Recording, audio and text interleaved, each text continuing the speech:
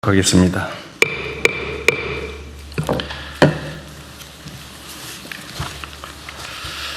안타까운 일이 벌어졌습니다. 우리 경북 청송 주황산에서 실종된 초등학생이 있습니다. 사흘째 수색을 하고 있는데 아직 발견을 못한 것 같습니다. 1분 1초가 다급한 상황인 만큼 수색에 필요한 모든 영역을 총동원해 주기 바랍니다. 실종아동이 조속히 가족의 품으로 돌아올 수 있게 하는 것은 국가가 해야 될 중요한 일일 것입니다. 수색은 주로 경찰에서 하고 있겠죠? 예, 그렇습니다. 어디 계세요? 네. 예. 지금 혹시 동원 인력이 얼마쯤 되는지 아십니까? 몇 명쯤 투입됐는지 알아보시고요. 예. 이게 지금 500명이 이틀 하는 것보다 1000명이 하루 하는 게 좀 번잡하고 힘들긴 하겠지만 더 효율적일 수 있으니까. 예, 그렇습니다. 경찰 현재 281명, 소방 28명을 동원했는데 너무 적은 거 최대한 같아요. 더 동원을 하겠습니다. 최대한 동원해서 예. 그 주황산이 그렇게 넓지 않거든요. 예, 예. 전부 다 착실히 뒤져보도록 하십시오. 예, 신속하게 조치하면 좋겠습니다. 예, 알겠습니다. 재정의 적극적이고 전략적 운영이 민생 경제에 실질적 동력을 제공할 수 있다라는 점이 연구 결과로 확인됐습니다. 지난해에 지급된 민생회복 소비 쿠폰이 지역 소상공인 매출을 소비 쿠폰 100만 원당 추가로 43만 원가량 늘리는 효과를 거뒀다고 확인됐습니다. 100만 원의 재정 투입을 통해서 총 143만 원의 경제적 효과를 거둔 것입니다. 1차적 효과가 그런 것이겠죠. 다시 2차, 3차의 효과도 있을 겁니다. 다른 여러 분석에서도 적시에 이루어진 과감한 재정 투입이 내수를 진작하고 경제 전반에 활력을 불어넣는다는 점이 일관되게 입증되고 있습니다. 그런데 이런 객관적 사실에도 불구하고 마치 돌림노래처럼 긴축을 강요하는 목소리가 사회 일각에 존재합니다. 국가 채무를 명분으로 들고는 있는데 사실상 민생 고통을 수수방관하라는 무책임한 목소리입니다. 한때 그런 시절이 있었죠. 절약이 미덕일 때가 있었습니다. 안 쓰고 아끼고 저축하고 막 허리 뒤 졸라매고. 그러니까 지금은 소비가 미덕인 시대입니다. 이 돈이 안 돌아서 문제인 사회가 됐습니다. 이럴 때는 투자를 통해서 경제가 순환하게 하는 게 정부의 역할입니다. 그리고 우리나라의 실질적인 채무, 국가 채무, 그러니까 명목상에 있는 채무 말고 실제로 자산은 얼마가 있냐, 채권은 얼마가 있냐, 또 채무가 예를 들면 100만 원인데 채권이 90만 원 있으면 실제 빚은 10만 원 정도인 거죠. 이렇게 따져보면 실질 채무가 10% 정도다. GDP 대비 10% 정도다라는 국제기관의 발표도 있었습니다. 다른 어느 나라보다도 국가 채무 구조가 우량하다라는 것입니다. 지금은 위기입니다. 이런 위기 시대에는 아끼는 것도 중요한데 오히려 국가의 역량을 키우는데 투자를 할 필요가 있습니다. 적극적 재정을 통해서 내수를 활성화하고 또 경제 성장률과 GDP 자체를 높이면 분모가 커져가지고 국가 부채 비율은 오히려 떨어집니다. 특히 이 과정을 통해서 잠재 성장률과 생산성이 제고되면 세입 기반도 확대되고 또 부채 비율은 장기적으로 낮아져서 경제의 성장판이 더욱 두터워지는 선순환 구조를 실현할 수 있습니다. 국민의 눈을 속이는 포퓰리즘적인 긴축재정론의 함정에 빠져서는 안 됩니다. 아무 때나 막 쓰자는 그런 얘기는 전혀 아니죠. 그렇게 하면 안 되겠습니다. 경제가 정상화되고 활성화되고 있는데 자꾸 빚내서 쓸 일은 아니겠죠. 그러나 지금은 투자를 통해서 잠재력을 키울 수 있는 시기입니다. 특히 위기 시기이기 때문에 지금 투자하면 나중에 더 큰 보상으로 돌아온다라는 게 기본적 원리 아니겠습니까?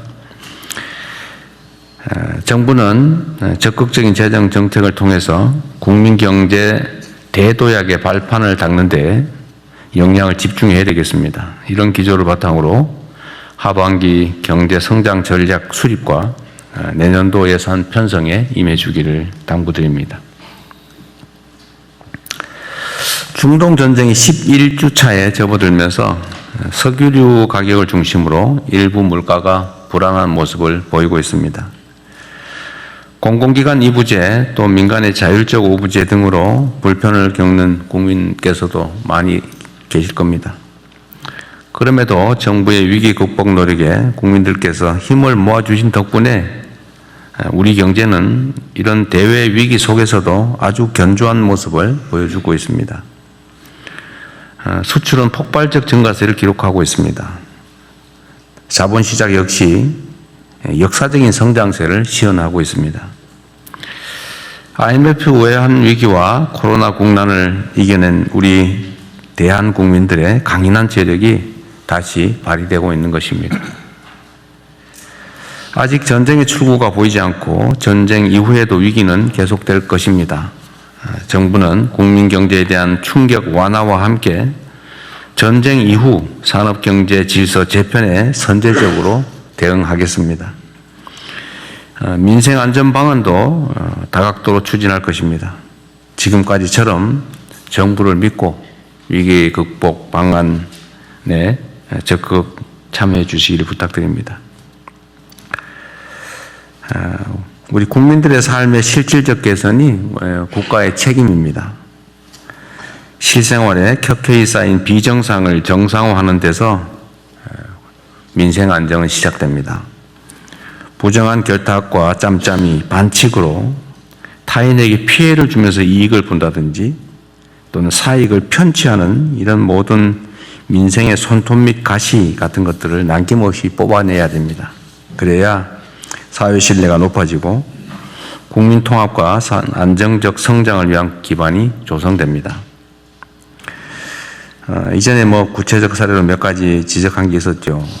교복폭리라든지 또 계곡 불법시설 정비 문제나 또는 비서실장께서 관심 갖고 있는 휴게소 카르텔 문제, 또 부동산 짬짬이 같은 그간 지적된 일상 속의 비정상의 정상화에 더욱 속도를 내주시기 바랍니다. 그리고 덧붙여서 몇 가지만 제가 말씀을 좀 드리도록 하겠습니다. 이 금융 분야, 이제 실물 분야의 여러 문제들도 우리가 시정해 가고 있는데, 이 금융 분야의 문제점들을 우리가 계속 발굴하고 시정하고 있는데, 여전히 개선되지 못한 게 있는 것 같아요. 오늘 제가 어디 언론 보도해 보니까 민간 배드뱅크 상록수라고 한 게 있나 봅니다. 근데 거기서는 카드 사태 때 발생된 부실채권 정비를 한다고 그때 당시에 이제 연체채무자들, 연체된 가입자들 채권을 이렇게 모아가지고 관리하는 곳이 있나 본데 그게 아직도 그걸 아주 열심히 추심을 하고 있나 봅니다. 카드 사태 때 카드 회사 금융기관들이 다 정부 세금으로 도움받지 않았나요? 근데 그 원인이 됐던 우리 국민들의 연체채권을 악착같이 참 열심히 지금도 추심하고 연간 수십조 원씩의 영업이익을 내면서도 그 몇십억, 몇백억 이렇게 몇백억도 아니고 백몇십억 이렇게 배당을 받고 있나 보던데 그거 금융위원회 소관인가요? 네. 그거 파악하고 있었어요? 네. 좀 이따 한번 얘기 한번 해주세요. 네. 그 대책이 뭔지 네. 파악하고 있다니까 다행인데 혹시 모르고 있나 싶어가지고 내가 한번 오늘 국무회의 방에 올려봤었습니다. 어쨌든 대안을 한번 들어보기로 하고요. 그리고 또 덧붙여서 이게 이런 기사도 있던데 50만 원 대출해주고 9일 만에 80만 원 상품권으로 받더라. 이거 명백하게 이자 제한법 위반이죠. 우리 법무장관 맞죠? 이게 돈으로 안 갚고 물건으로 또는 대체 상품으로 갚는다고 대부업법 적용이 안 되는 게 아니죠. 네, 그렇습니다. 네. 이거 무효인데다가 처벌될 사안이죠, 이거. 네. 원금 안 갚아도 되죠. 네, 지금 뭐 법률 이렇게 바뀌었습니다. 지금 이제 연간으로 따져서 수수료 뭐 명목을 불문하고 여하튼 실제 빌린 돈의 연간 60% 이상을 붙여서 뭔가를 받는다고 하면 원금도 안 갚아도 된다는 거죠. 그런 계약은. 네, 법률 개정으로 안 갚아도 됩니다. 근데 아직도 이런 짓을 하는 악덕 사채업자들이 있나 봐요. 이거 처벌 조항도 있는 것 같던데 우리 경찰에서는 이런 것도 좀 단속 열심히 좀 해주세요. 예, 그렇게 하겠습니다. 이게 뭔 잔인한 짓입니까 이게? 이게 주로 청년들이 이런 피해를 입거든요. 30만 원 빌리고 뭐 몇 달 후에 100만 원 갚고 실제로는 30만 원 더 받고 빚을 300만 원으로 치고 막 이런 짓 하잖아요. 하여튼 철저하게 단속 좀 해주시기 바랍니다. 예, 알겠습니다. 네. 언론에 기자들 눈에 띄는데 왜 수사기관 눈에는 잘 안 띌까라는 의문을 국민들이 갖지 않게 하십시오. 예, 네. 예, 철저하게 그러십시오. 하겠습니다. 그리고 저기 행안부 계곡정비 열심히 하고 계시죠? 네, 네, 오늘 저 보고서에 보니까 4월 30일 기준으로 발각된 불법 시설 뭐 부당 용도 변경 사례가 72,659건이었다. 네, 72,640인가 그렇습니다. 그것도 아직 다 끝나질 않았어요. 아직 안 끝났고. 예, 더 마저 지금 한 70만 건 정도의 그 항공 자료가 네. 아직 남아 있는데요. 내대로 뒤지면 한 10만 건은 넘어가겠죠. 그 정도까지는 안 되고요. 한 10%에서 15% 정도가 불법 시설로 확인이 되고 있습니다. 그래서 다 하고 나면 아마 8만 5천 건. 1만 5천 건. 딱 100배네요. 처음 초기 첫날 보고했던 거에. 예, 실상이 이러니까 잘 챙기도록 하십시오. 이게 정말 정부 수립 이래 계속 방치되어 왔던 거잖아요. 그렇습니다. 말이 안 되는 일인데 하여튼 이게 당연한 것처럼 과거에 했던 일이니까 뭐 지금 갑자기 왜 이러냐 이렇게 항의도 할 텐데 오래 계속됐다는 이유로 잘못이 아닌 게 되는 건 아니죠. 네, 그렇습니다. 이런 걸 적폐라고 그러죠. 예, 적폐. 쌓여 있는 오래 쌓인 폐습. 예, 적폐. 국공유지를 사유화하고 있는. 네. 그렇죠. 국민 모두의 것을 독점해가지고 국민에게 피해를 입히고 부당한 이익을 취하고 있죠. 바가지 씌우고. 네. 어쨌든 이번 기회에 깔끔하게 정리를 하기로 하고요. 다만 이 과정에서 지원할 건 좀 지원도 좀 하고 네, 예산 협조할 때는 예. 제가 전에 그 정리할 때 이렇게 선택 여지를 줬거든요. 그러니까 스스로 하는 경우 안에서 정부가 나설 경우 이럴 경우에는 스스로 하면은 뭐 철거도 도와주고 또 나중에 복구도 도와주고 네. 또 재기할 수 있는 금융 지원도 해주고 예를 들면 주변에 편의시설을 갖춰주거나 공공시설을 갖춰주고 주차장이나 뭐 아니면 탐방로 또 계단 뭐 이런 화장실 이런 공공시설도 갖춰주고 네. 다 지원해주고 형사처벌도 안 하고 이렇게 하는데 만약에 버틴다고 하면 강제 철거를 당연히 하고 철거 비용도 물리고 네. 형사처벌도 하고 지원도 없고 뭐 금융과 같은 시설 협조도 없다. 둘 중에 좀 선택해서 하게 하면 되게 다 스스로 하더라고요. 네. 어쨌든 그걸 일일이 다 정부 공권력을 동원해 가지고 막 철거하고 할 수 없으니까 스스로 할 수 있게 하고요. 제가 언제 얘기 한번 했는 것 같은데 어느 지역에는 보니까 그 사실 공공이 해야 될 공공시설에 준하는 거를 민간인들이 돈을 내 가지고 만든 게 있더라고요. 예, 그런 게 있어요. 어디 경북 어디에 그런 게 있던데 보니까. 네, 네. 근데 그게 어민들이 무슨 어업 활동을 하기 위해서 필요한 기반 시설인데 예, 예. 그걸 개인이 돈을 내게 해서 했으면은 그걸 공공이 돈을 내고 좀 뭔가 합법화해주고 할 생각을 해야지. 대통령이 시켰다 그러면서 그걸 철거하겠다고 해가 난리가 난 모양이에요. 예. 그 잘못된 접근한 네, 것을 그렇게 하면 안 되죠. 네, 네. 공공이 책임을 져야지. 책임을. 공공이 시설을 해줘야 됩니다. 그럼 권한을 가지고 있으면 책임을 져야지. 그 원래 공공이 돈 들여서 해야 될 일을 민간에게 대신 시켜놓고 이제는 대통령이 시켜서 불법이니까 무조건 철거해라. 그게 무책임의 극치죠. 네. 그런 일이 벌어지지 않게. 네. 그래서 알겠습니다. 완전 사익을 위해서 악용하는 거라면 그게 철거하는 게 맞지만 이렇게 모두를 위한 공공시설, 국가가 해야 될 일을 민간인들이 대신한 거를 부셔버리겠다. 이게 뭔 짓입니까? 행패지 이게. 다만 이 개인들이 설치하다 보니까 홍수에 취약한 시설 뭐 그런 건 보완을 해야 되겠죠. 예, 보완해서 근데 하도록. 제가 지적하는 거는 정부가 권한을 행사하면 권한에 상응하는 책임을 져야 된다는 거예요. 근데 이거를 불법이니까 무조건 철거. 그 대통령이 시켰으니까 너네 부셔버리겠다. 이래가지고 지금 내가 보기엔 약간 저항하는 거 아닌가 하는 생각도 좀 들던데. 하여튼 그런 합리적인 기준을 잘 만들어서 처리하도록 하시고요. 네. 그리고 어떤 일종의 그 예외를 만들어야 되는데 형식적으로는 법률에 위반되는 거잖아요. 그러니까 그런 경우는 어떻게 조치할 것인지를 일선에 맡겨놓으면 판단을 할 수가 없어요. 자기 책임 문제가 불분명하기 때문에. 그래서 이런 거는 정부 차원에서 무슨 위원회 같은 거 하나 만들든지 해서 판단을 해 주세요. 이거는 그냥 놔두세요. 이거는 이렇게 합법화를 해 주세요.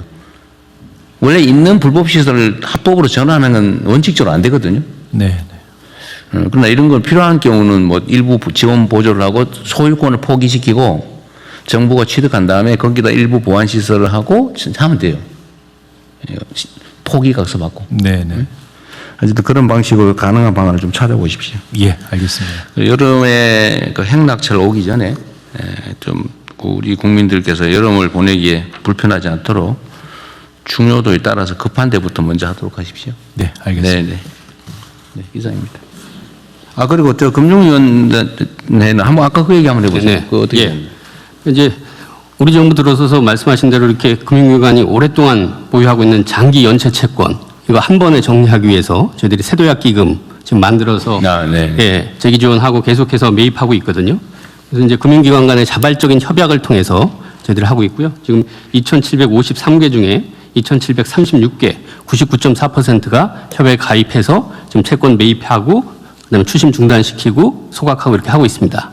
근데 이제 개별 금융기관이 아닌 이런 유동화 전문 회사라는 금융기관들이 출자해서 만든 이 회사가 있는데 여기 말씀하신 대로 카드 대란 사태 때 그때 만든 거였는데 저희들이 인지를 하고 계속해서 여기도 들어와라. 계속해서 협조 요청을 하고 공문까지 발송을 하고 그다음에 저희들이 이거 이렇게 했다고 일부 언론 같은 경우는 협박 강요한다고 비판 기사까지 날 정도로 억지로 하면 또 나중에 저 직권남용이니 뭐니 또 시끄러워질 수도 있겠네요. 네, 그래서 저희들이 해명 자료 내고 이건 효율을 바탕으로 하는 거다 이렇게 했는데요. 근데 이제 이유는 이게 여러 기관들이 모여서 만든 주식회사다 보니까 주주 전체의 동의를 받아야 된다는 표면적인 이유인데 암만 해도 이익이 뒤에 자리 잡은 그런 측면이 있어서 소극적이어서 저희들이 이제는 그 기구에 아예 주주들, 주인들 아예 별도로 만나서 접촉을 해서 동의를 구해보는 방법. 그거를 네. 그러니까 억지로 할 수는 없죠. 그 뭐 개인 일종의 사유재산인데 억지로 할 수는 없는데 그게 예를 들면 그 금융이 원래 좀 잔인하긴 하죠. 뭐 돈놀이하는 본질이 돈놀이니까 그죠. 그 잔인하긴 한데 그래도 이 정도가 있죠. 정도가 그 기업들이 요즘 도덕 경영, 윤리 경영 한다고 뭐 ESG니 뭐 이런 걸 사실은 펀드들이 투자에 참고하기까지 하지 않습니까? 그러니까 이거 뭐 억지로 할 수는 없지만 필요하면 이건 결국 법이란 국민적 합의인데 나는 그 카드 사태가 지금 몇 년이에요? 한 20, 30년 지나지 않았나? 네, 2002년, 2003년입니다. 20몇 년 지났어요? 근데 그때 당시 아까 말씀드렸지만 그 카드 회사든 무슨 뭐 이 회사들은 다 정부의 돈 지원 다 받았잖아요. 여러 가지 뭐 지원들 네, 받았죠. 지원 받았잖아요. 근데 그때 그 원인이 된 카드 이용자들 중에 연체된 사람들은 지금까지 지금 20년이 넘도록 이자가 늘어가지고 뭐 몇천만 원이 몇 억이 됐다고 그러더라고요. 그 사람 어떻게 살아라는 거예요? 그게 법률적으로 예를 들면 법률이나 국민적 합의인데 이게 국민 정서로 그거 뭐 죽을 때까지 막 10배, 20배 늘어나서 막 끝때까지 딱 정말 집안에 콩나물 한 개 팔아서라도 다 갚아야 된다. 끝까지. 이게 국민적 도덕 감정이 맞냐. 필요하면 입법을 해서라도 좀 해결 방안을 찾아보십시오. 아니, 법이라는 게 국민적 합의 아닙니까? 그리고 특히 이거는 이 사채업자도 아니고 금융기관들은 정부의 발권력을 사실 이용해서 영업하는 측면도 있고 면허나 인가제도를 통해서 다른 사람들이 영업 못하게 제한해가지고 혜택을 보는 측면이 있잖아요. 그러면 공적 규제나 공적 부담도 해야지. 혜택은 누리면서 부담은 아예 끝까지 하나도 안 하겠다. 이런 태도 옳지 않은 것 같아요. 억지로는 못하겠지만 필요한 뭔가 가능한 대안이 있는지 한번 검토해 보십시오. 네네. 이거 억지로 시키면 또 뭐 나중에 시끄러울 것 같아요. 그래서 저기 말씀하신 주지 마세요. 일부 지금 기관들 중에 하나는 자기들이 본인이 먼저 자기들이 그걸 매각하겠다. 넘겨서 지금 보도자료 낸 것도 있고요. 그다음에 세도약 기금 자체가 일종의 사회적 합의였습니다. 7년 이상 이렇게 장기 연체된 거를 가지고 있어봐야 결국 그 사람들 괴롭히기만 하고 사회적으로 정상 경제 생활도 못하고 네. 이번에 한번 정리를 해서 다시 재기 기회를 주는 게 우리 경제 사회로 해서 바람직하다. 이런 사회적 합의가 있었기 때문에 금융기관들도 다 참여하고 이렇게 굴러가는 거고요. 아마 이 부분 같은 경우는 제가 보니까 아마 기본 주주들은 개별적으로 물으면 다 참여를 할 겁니다. 하여간 이 부분 같은 경우도 저희들이 해결하도록 다양한 방안을 좀 강구해 보도록 하겠습니다. 하여튼 네, 이후 회의는 국무총리께서 진행해 주시겠습니다. 네, 현안 토의부터 진행하겠습니다. 중동전쟁 관련 비상국정 운영 및 대응 현황 재경부 산업부, 금융위, 복지부, 외교부 순서로 장관님들께서 순서대로 발제해 주십시오. 예, 재경부 장관입니다. 거시 경제 및 물가 대응방 현황에 대해서 보고를 드리겠습니다. 중동 전쟁의 그 종정 협상안 관련해서 미국과 이란 간의 이견이 노정되고 있어서 시장의 불확실성이 있는 상황입니다. 트럼프 대통령은 이란이 보낸 답변에 대해서 전적으로 용납 불가하다. 쓰레기 같은 제안이다.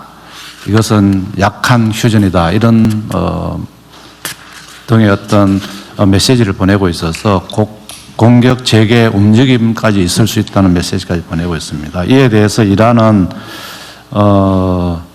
자기들은 영내 전쟁 종식에 중점을 두고 협상을 진행하고 있고 만약에 미국이 또 공격한다면 모든 준비가 되어 있다. 강경한 분위기를 이렇게 하고 있는 상황입니다. 다들 이게 자료를 다 봤을 테니까요. 네. 간략하게 네네, 요약해서 하십시오. 알겠습니다. 너무 전에도 네. 국무회의를 3시간 반씩 원성이 자자하더라고요. 처음에 하시는 분은 괜찮은데 나중에 너무 힘들어요. 알겠습니다. 제가 간략하게 하겠습니다. 이런 와중에서도 그래도 국제 유가는 지금 WTI가 어제 99불에서 오늘 98불 20센트로 오히려 보합을 보이고 있고요. 브렌트유도 104불 어제 104불 70센트에서 104불 30센트로 보합을 보내겠다는 말씀을 드리겠습니다. 환율은 1,470원대를 등락하고 있습니다. 이런 중동 전쟁에도 불구하고 수출은 5월 10일까지 43.7%를 증가했습니다. 여기서 자랑을 좀 하나 해야 될 것 같습니다. 1, 2월 중에 저희들 수출이 작년도 세계 7위에서 세계 5위로 올라갔습니다. 일본, 이태리를 제꼈다고 하나요? 하여튼 제꼈습니다. 그리고 주가도 지금 역대 최고치를 이루고 있습니다. 주가 같은 경우에도 코스피의 시가총액이 13위에서 7위로 올라갔습니다. 여기도 제낀 국가가 영국, 독일, 프랑스 여러분들이 잘 들어본 이런 국가들을 추월했다 하는 그런 보고를 드리겠습니다. 카드 매출액도 4월 달에는 다소 둔화가 돼서 제가 좀 걱정을 했습니다만 5월 달에 중기부 장관님께서 동행 세일을 잘 하셨는 것 같습니다. 5월 달에 다시 확대하는 그런 경향으로 돌아섰습니다. 다만 물가는 뭐 국민들께서 보시기에 높은 수준입니다만 다른 나라하고 대비했을 때 물가가 3월 기준으로 보면은 저희들은 2.2%였는데 OECD 평균이 4%였습니다. 그리고 에너지 물가 같은 경우도 OECD 평균이 8.1%였는데 저희들은 5.2%. 미국은 석유가 나는데도 불구하고 12.5%로 그 과정에서도 저희들 최선을 다했습니다만 앞으로도 더 물가 관리에 역점을 두겠습니다. 대응 방향입니다. 1차 추경은 신속하게 집행을 지금 하고 있습니다. 5월 18일부터 2차 고유가 피해 지원금을 국민 여러분들께 지급되도록 하도록 하겠습니다. 그리고 5월 13일부터는 영화 관람금도 6,000원 할인하는 등의 어떤 행사를 하도록 하겠습니다. 고유가 공급망 충격에 대한 대응입니다. 지난번 국무회의에서 대통령께서 말씀하신 매석매석에 대해서는 실효성 있는 제재를 위해서 압수 또는 몰수 등 현재 가능한 조치는 최대한 조치하도록 하겠습니다. 이에 대해서 신고 포상금, 그다음에 과징금 신설 등 물가안전법 개정을 착수를 했다는 보고를 드리겠습니다. 또 가공식품에 대해서는 5월 중에 육개사 4,300여 개 품목에 대해서 할인을 하도록 하겠습니다. 특별히 닭고기, 돼지고기가 높아서 국민들께서 걱정이 많으신 걸 알고 있습니다. 이 가격 안정을 위해서 할인 지원 그리고 할당 관세 등을 통해서 수입도 해서 최대한 안정화시키도록 하겠습니다. 그 석유류 가격이 올라감에 따라서 화물 자동차 5만 분 차가 되겠습니다. 버스 한 2만, 택시 한 9천 이런 부분에 대한 경유 유가 연동 보조금을 종전에는 1961원까지만 저희들이 지원을 해주다 보니까 어려움이 계셨는데 이번에 2,100원까지 올려서 1,700원 이상이 된 부분에 대한 70% 하면 최대 280원까지 리터당 지원하는 제도로 바꾸도록 하겠습니다. 이를 통해서 법 개정은 완료를 했습니다. 국토부가 고시 개정을 통해서 5월 중에 조속히 시행을 해서 경유 가격 인상에 따라서 어려움을 겪고 있는 우리 국민들 어려움을 덜어드리도록 하겠습니다. 나프타는 지금 5월 평시 수준의 90%까지 공급 가능하도록 수급 여건을 개선될 전망입니다.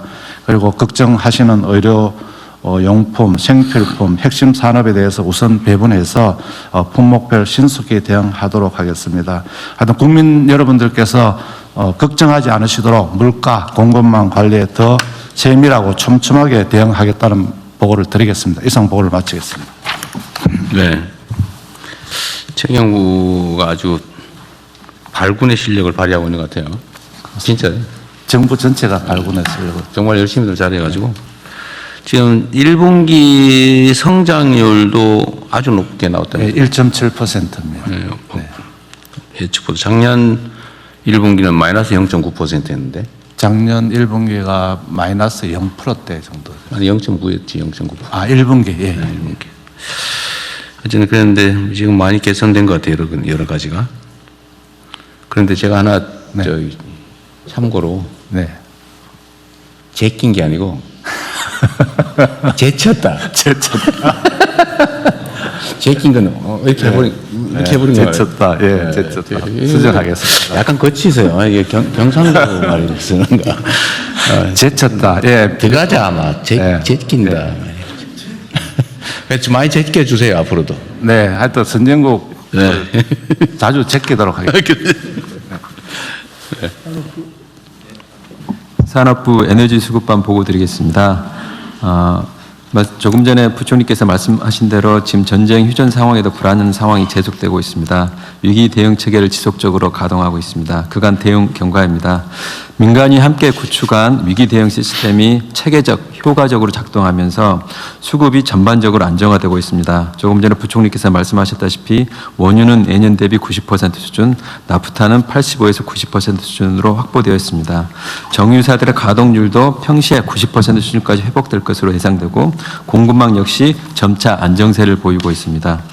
비축유의 수합제도 그리고 추경을 통해 조기에 확보한 재원을 통한 나프타 재체 물량 확보 지원 등 정부의 재정, 제조적 지원이 현장에서 효과적으로 작동하고 특히 전략경제협력 특사단이 확보한 물량이 순차적으로 도입되면 나타난 결과로 보입니다. 앞으로도 이와 같은 물량 수급이 원활히 작동될 수 있도록 최대한 노력을 하겠습니다. 이와 함께 수출 물량의 내수 전환, 필수 분야 원료 우선 공급 등을 통해 4월 하순부터는 산업 공급망도 빠르게 안정세를 보이고 있습니다. 주사기, 조선 바이오 같은 핵심 산업, 농업용 비닐 포장재 등 이런 전반적인 우려가 됐던 분야에서도 공급망에서 안정된 모습을 보이고 있습니다. 5차 최고 가격제가 물가 부담, 민생 안정 등을 종합적으로 고려하여 동결하였으며 최고 가격제가 3월 달에는 0.6%포인트, 4월에는 1.2%포인트 수준의 물가 안정 효과가 나타나면서 물가 안정과 서민 생활 안정에 크게 기여하는 것으로 나타나고 있습니다. 아울러 가격 안정에 기여한 착한 주유소도 5월 8일 94개소 추가 선정하였습니다.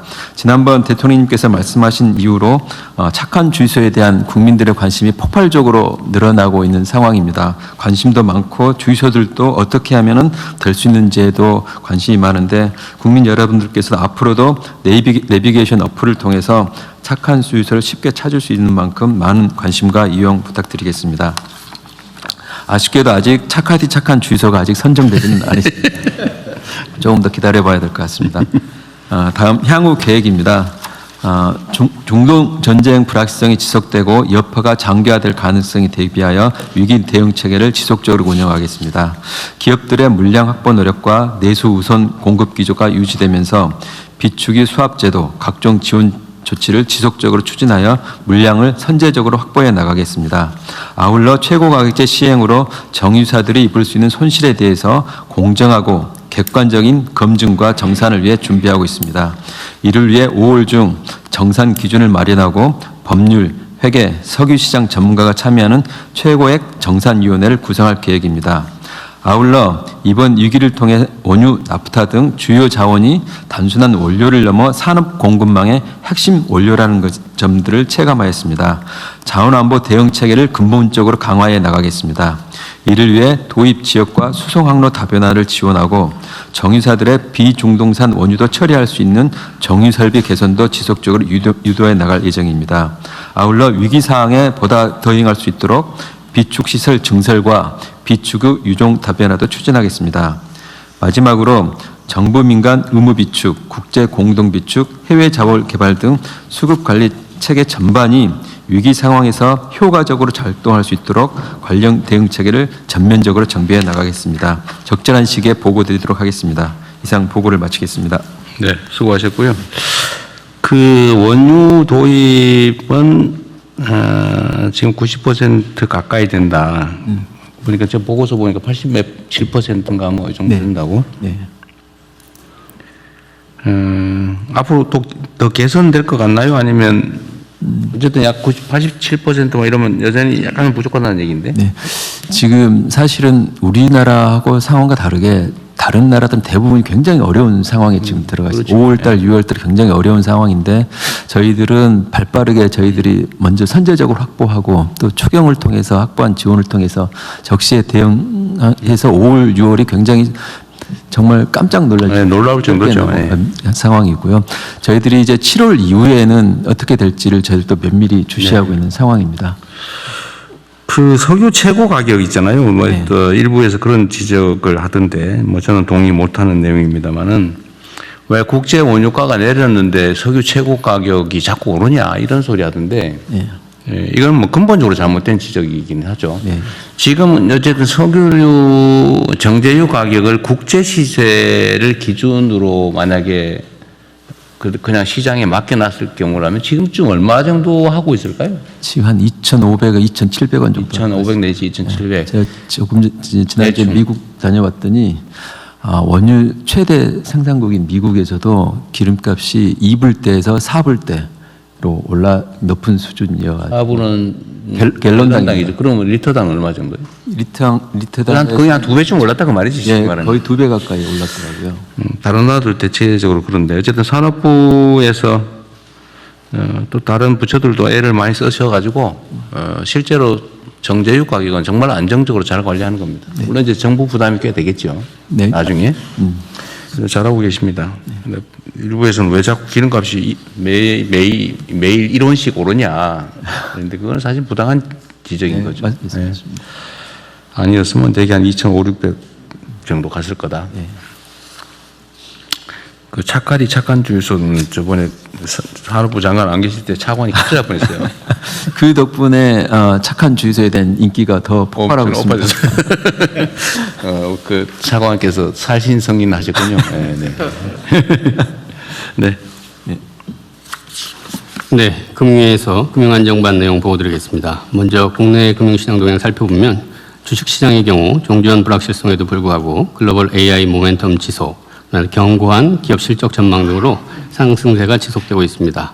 어제 같은 경우 7,822포인트로 마감을 해서 역대 최고치를 기록한 바 있습니다. 오늘도 아침에 여기 참석하기 전에 봤더니 한 7,920포인트 정도, 그 정도 기록하고 있는 상황이고요. 그 결과 시가총액을 보시면 두 번째 작은 글씨인데요. 그 5월 11일 기준으로 7,088조에서 사상 처음으로 7,000조대를 넘어섰습니다. 그래서 우리 정부 출범하기 전인 6월 2일 기준으로 보면 2,594조였는데 한 2.7배가 1년도 안 된 사이에 시가총액이 늘어난 걸 보실 수가 있습니다.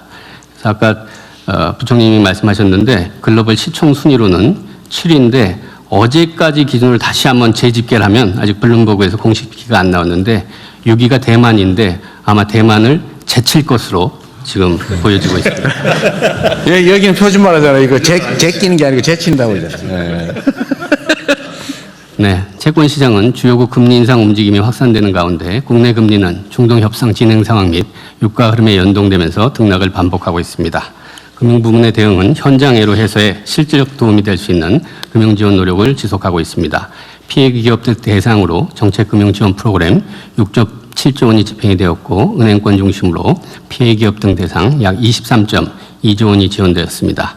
그리고 원활한 납사 지원을 위한 여천 NCC 수입 신용장 한도 상향도 차질 없이 진행되고 있습니다. 금융업권별 특성을 감안한 국민 체감형 상생금융 노력을 계속하고 있는데요. 차량 오부제, 할인 특약 같은 경우 가입 신청이 개시되었고 주유특화 카드 혜택 확대 지속되고 있습니다. 그리고 화물차, 할부 원금 만기 연장도 계속 실시 중입니다. 그리고 금융 시스템 안정을 위한 채권, 자금시장 안정 프로그램 4.6조 원 원활히 집행되고 있습니다. 계속해서 금융부문에서 리스크 관리와 민생, 실물경제 지원에 만전을 기하도록 하겠습니다. 이상 보고 마치겠습니다. 네. 너무 잘하고 있어서 뭐 지적할 게 없네. 다음 하시죠. 보건복지부 장관입니다. 민생복지반 보고 드리겠습니다. 취약계층 보호 및 민생안정 지원입니다. 생계위기 상담 그리고 긴급복지 신청 건수는 최근 9주간 증가하는 동향은 없습니다. 지속적으로 모니터링하겠습니다. 사각지대 발굴 지원을 위해서 5월 1주까지 복지 위기가구 6만 7천여 명에 대한 조사를 하여서 2만 7천여 명에 대해서 지원을 하였습니다. 고독사 위험자에 대해서도 1만 2천여 명을 조사해서 5,800명에 대한 지원을 하였습니다. 고육과 피해 지원금 지원도 행안부와 함께 차질 없이 추진하겠습니다. 수급자 및 사상위 계층 등을 대상으로 하는 1차 지원은 신청 기간 중에 91.2%가 신청을 했으며 미신청자는 2차 기간 중에 추가 신청 및 지급을 할 예정입니다. 전국민 70%를 대상으로 하는 2차 지원은 5월 18일부터 신청과 지급을 개시하도록 하겠습니다. 중동 전쟁 위기에서 신속한 고용 지원이 이루어질 수 있도록 고용 위기 지역 및 특별 고용 지원 업종의 지정 요건을 개선해서 시행 중이고 고용 유지 지원금 요건 완화 업종도 항공 운송업 그리고 고무 플라스틱 제조업 등을 추가로 확대하였습니다. 의료 제품은 수급 관리에 총력을 기울인 결과 최근 수급 상황은 안정 추세로 전환된 상황입니다. 다만 가격이 20% 전후로 인상이 돼서 지속적으로 모니터링하고 조치하겠습니다. 산업부와 협업해서 의료 제품 제조업체에 5월에도 평시 수준의 원료를 우선 공급하고 있어서 생산이 안정적으로 진행되고 있습니다. 6월 이후에도 지속적으로 관리하겠습니다. 혈액투석 등 필수 의료기관 주사기 한라인도 가동 중에 있고 집에서 치료를 하고 계시는 희귀질환자들의 필수 의료 물품을 공급하기 위해서 비대면 직배송 체계도 운영 중으로 수요조사를 통해서 대상 질환과 품목을 확대하도록 하겠습니다. 또한 병원협회, 약사회 등 보건의학단체를 중심으로 의료 제품의 자원 낭비를 방지하기 위한 자체 캠페인도 계속 추진하도록 하겠습니다. 이상 보고를 마치겠습니다.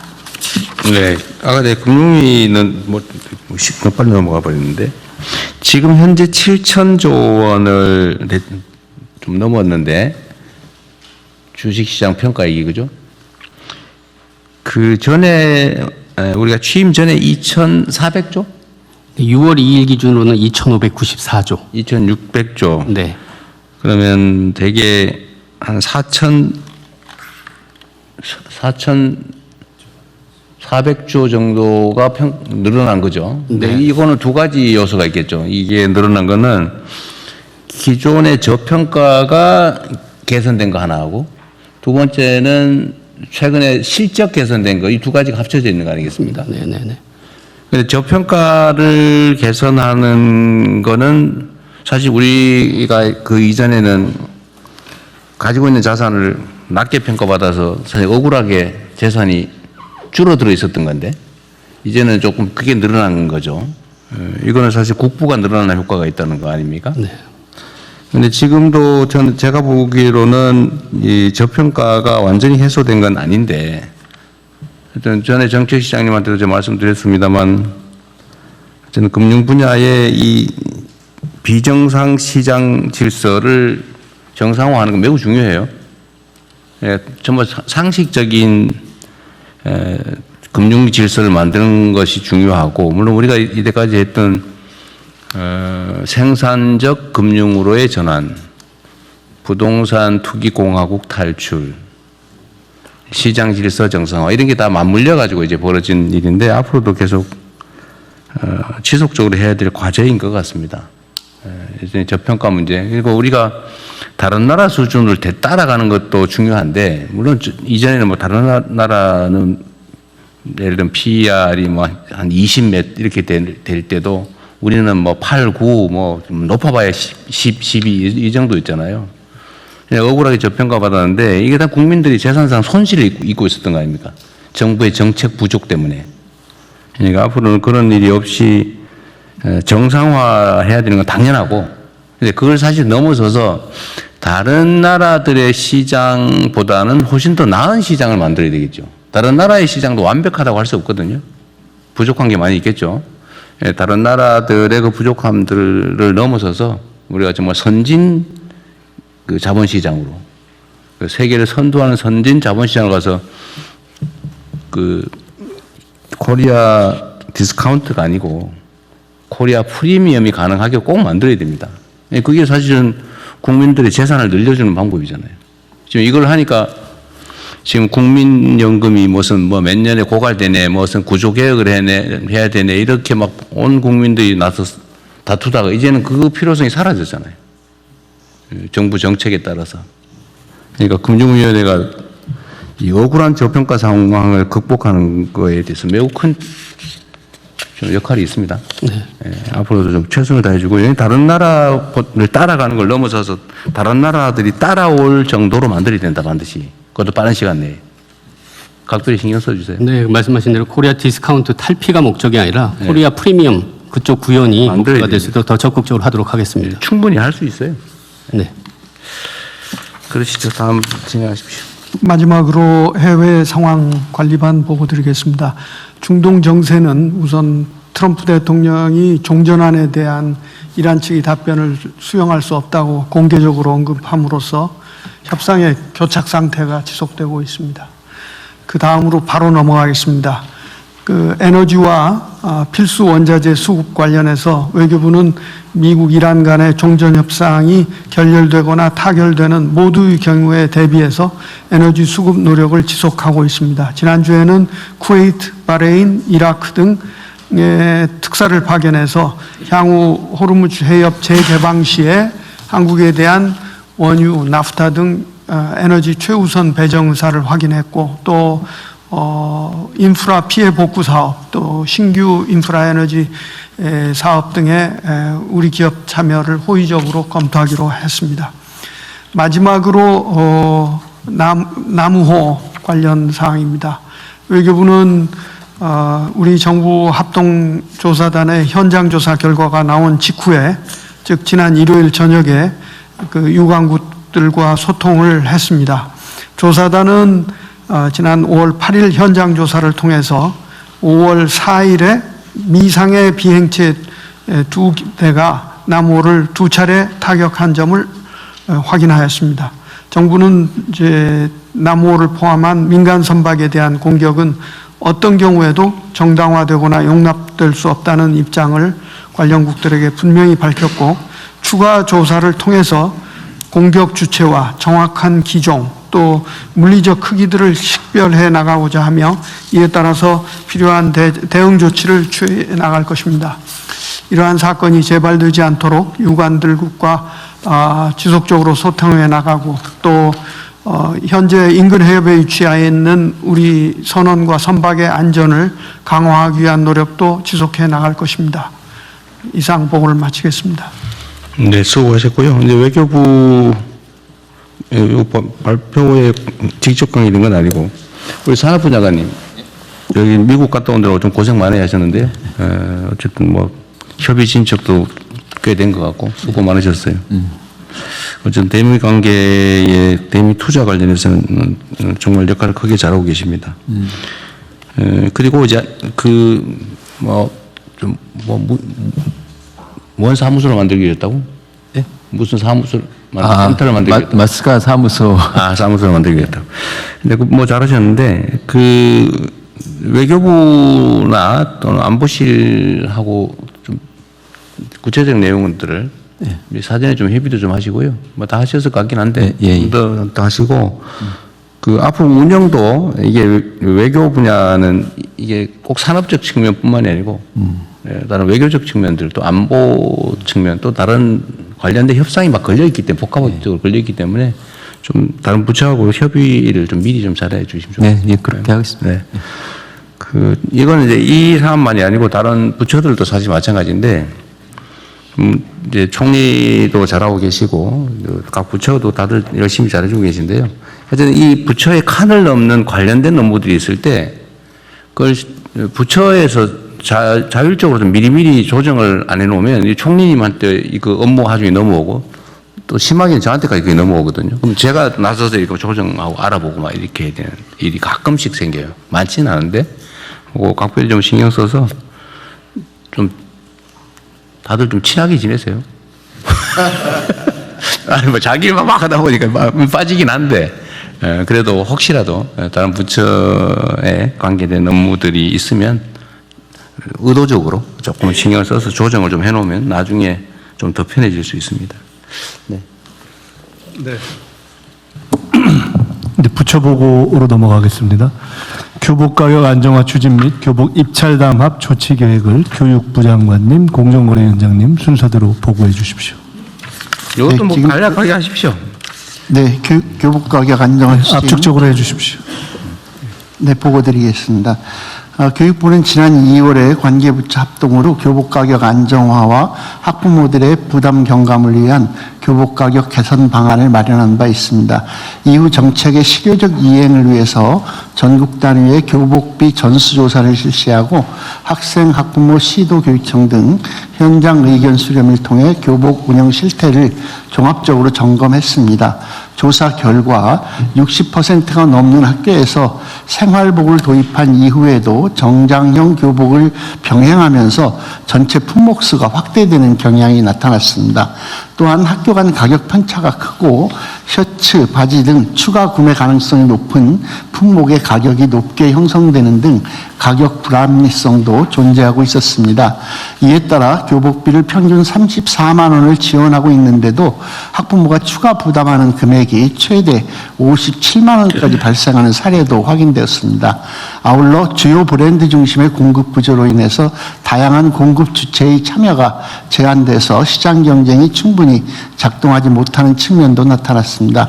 이런 분석 결과를 종합할 때 품목 구성의 합리화와 가격 기준 정비 그리고 공급 구조 개선을 통한 교복 가격 안정화 필요성이 도출되었습니다.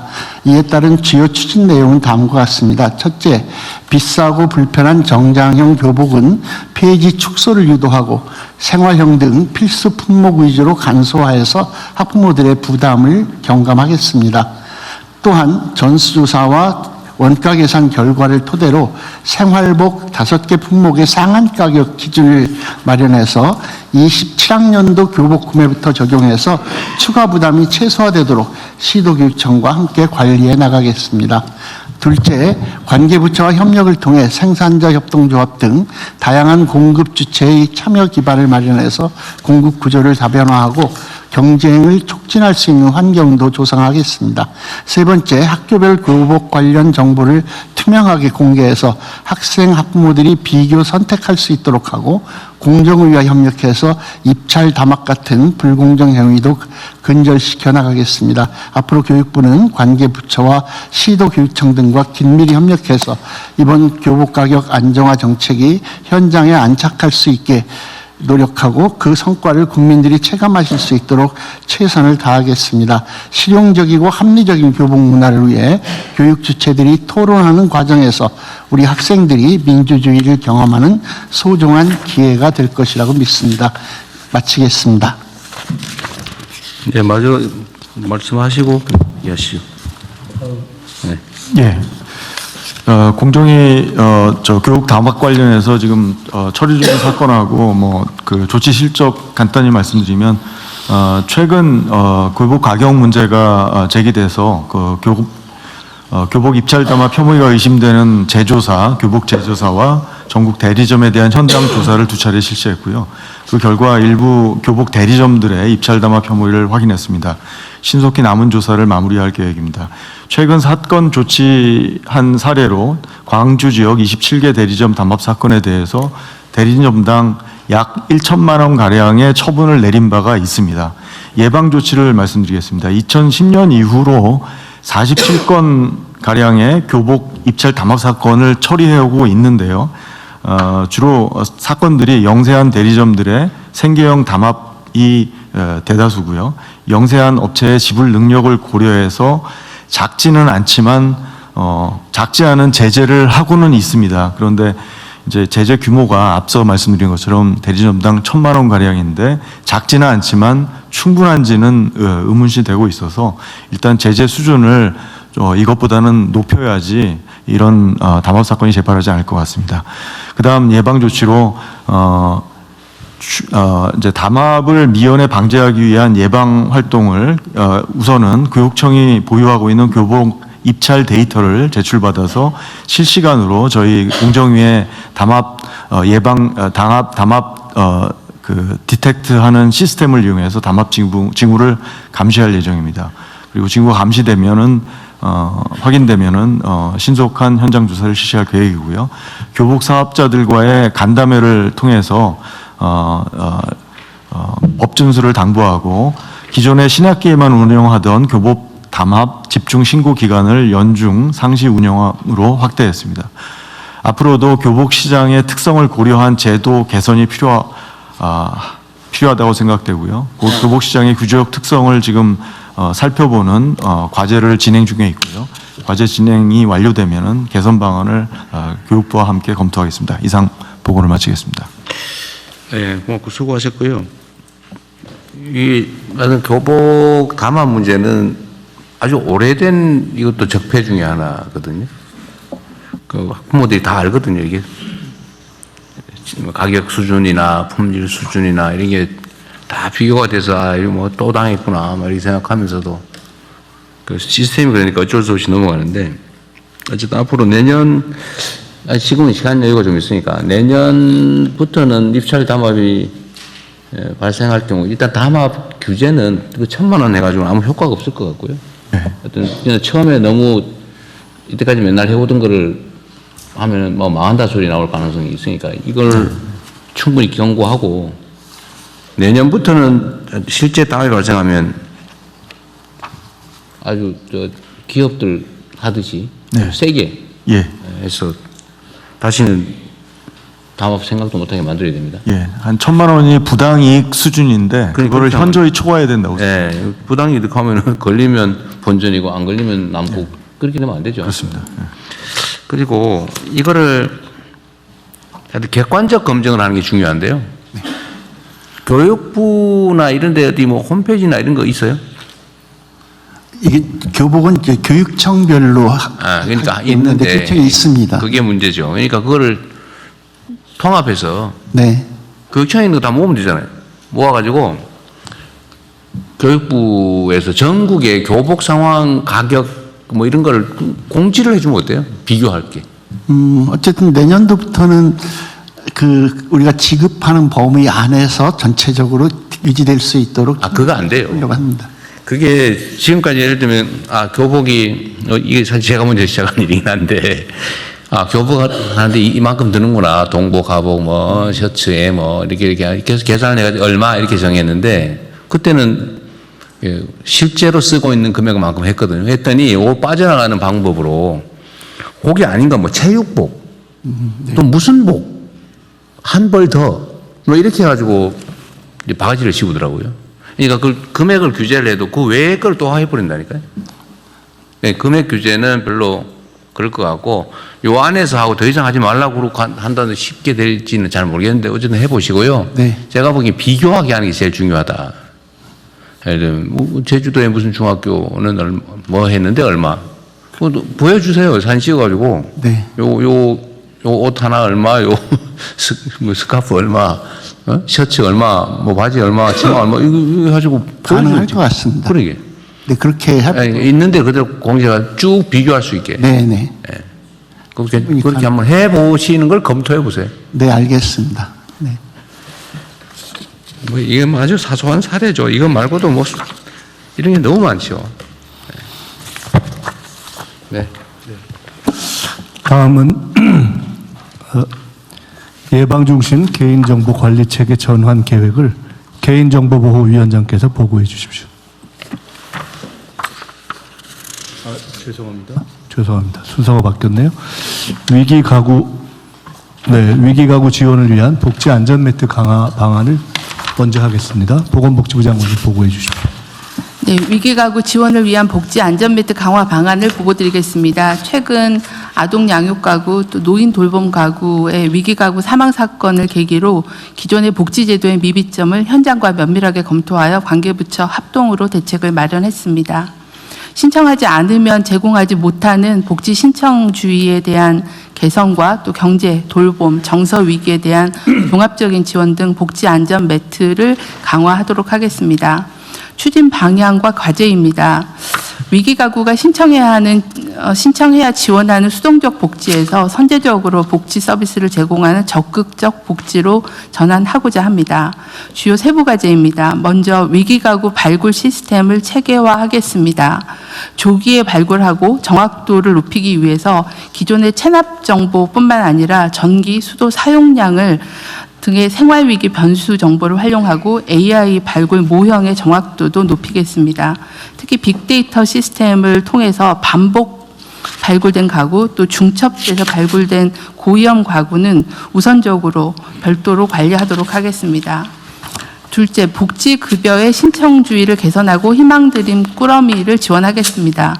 먼저 보편급여는 연령 등으로 자격 확인이 가능하므로 자동 지급으로 전환하겠습니다. 아동수당, 부모급여, 첫 만남 이용권은 출생 신고만 해도 지급하도록 하겠습니다. 선별급여의 경우에는 기존 수급자와 탈락자의 정보를 최대한 활용해서 별도 신청 없이 지원하겠습니다.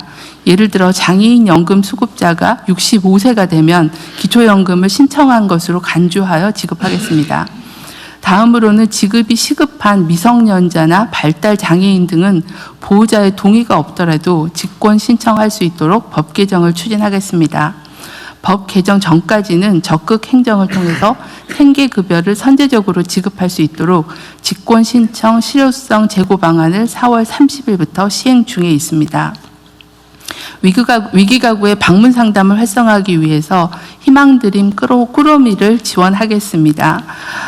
담당 공무원이 위기가구를 방문했을 때 접근 자체를 회피하는 사례가 많아서 어려움이 있다는 현장의 이야기입니다. 최초 방문 시에 희망을 드린다는 의미를 담아서 생활물품 세트를 지원하여 상담에 대한 수용성을 높이도록 하겠습니다. 셋째, 위기가구에 대한 소득, 돌봄, 심리 지원을 강화하겠습니다.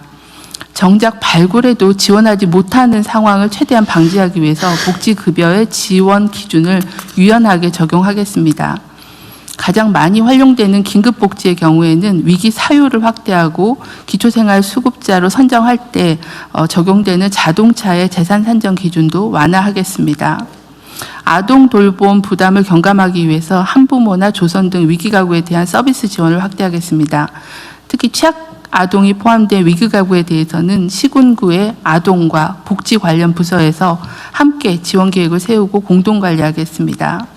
아울러 아동 양육자에 대해서는 수사 재판 시에 양형을 고려하고 또 체포 구속 시에도 아동 보호 조치를 의뢰하는 등 형사 절차 전반의 아동 보호 체계도 강화하겠습니다. 가족 내에서 노인을 돌보는 가족의 부담을 경감하기 위해서 단기 보호시설과 치매안심병원을 확충하고 돌봄 보호 가족에 대해서는 가족 휴가제를 활성화하겠습니다. 자살 예방을 위해서는 자살 시도자가 동의하지 않아도 자살 예방 센터가 개입 조치할 수 있는 방안을 검토하겠습니다. 법 개정을 추진할 예정입니다. 넷째로는 현장 복지 공무원을 적극 지원하겠습니다. 일선 현장에서 선제적 적극적 행정이 실현될 수 있도록 읍면동의 복지 담당 인력을 단계적으로 증원하겠습니다. 또한 직권 신청 등을 통해 위기가구를 실질적으로 보호하고 지원한 공무원과 지자체에 대해서는 확실하게 보상하여 적극 행정 문화를 확립하도록 하겠습니다. 복지 업무 전반에 AI를 적극적으로 활용해서 효율성과 정확성, 편의성을 높이도록 하겠습니다. 이상 보고를 마치겠습니다. 네. 어쨌든 뭐 복지 정책이라고 하는 게 손이 많이 가는 일인데 신경을 많이 써주시고요. 아까 직권 신청 관련해서 법 개정을 추진한다고 그랬는데 뭐 당연하게 맞는 일이긴 한데 제가 전에도 한번 얘기했지만 국가 법률 체계라고 하는 게 헌법, 법률, 시행령, 규칙, 뭐 조례 이렇게 돼 있지만 시행령으로 할 수 있는 일은 법률에 반하지 않는 범위 내에서 할 수 있다. 그다음에 국민의 권리를 직접적으로 침해하거나 국민에게 의무를 부과하는 경우에는 위임이 있어야 된다. 뭐 이렇게 해석이 되는데 무슨 조사를 하거나 이런 것까지 다 일일이 그 법률로 규정을 하기 시작하면 이게 국가 행정을 할 수가 없어요. 유연하게 대응을 해야 되기 때문에 그게 원래 헌법 체제에서 예정하고 있는 거거든요. 그러니까 뭐든지 국회에 입법을 하려면 입법해야 될 일이 너무 많아요.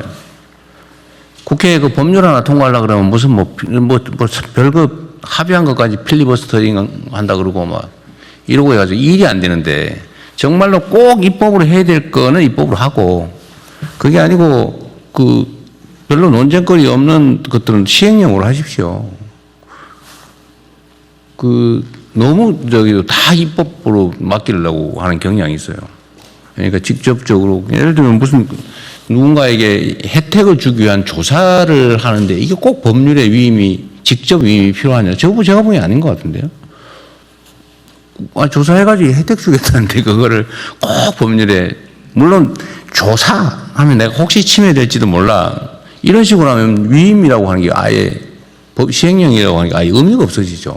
이렇게까지 해야 되냐 이런 것까지 꼭 그 국회 입법을 해야 되냐 이거 좀 과한 것 같아요. 요건 요거 때문에 그런 게 아니고 일반적으로 말씀드리는 겁니다. 가능하면 과거에 전 정부들은 아예 법률에 반해가지고 시행령 만들어가지고 한 것도 지금 그냥 그대로 유지되고 있잖아요. 근데 그거 조사해보라고 했는데 그런 거. 지금 정비 중입니다. 네. 그것도 다 유효하다고 했지 그 무효라고 한 경우 하나도 없어요. 우리가 그런 거 하자는 건 아니고 법률에 반해서 정말로 무슨 이상한 시행령 만들어가지고 하는 이런 걸 하자는 게 아니고 특별히 문제가 없는 경우는 웬만하면 시행령으로 하십시오. 법률 개정하려면 너무 힘들어요. 그리고 국회도 너무 부담이 커요. 쓸데없이 정치적 쟁점화되고. 네. 웬만한 거는 각 부처청이 다 마찬가지입니다. 네, 법제처장입니다. 한 가지만 부연해서 설명드리겠습니다.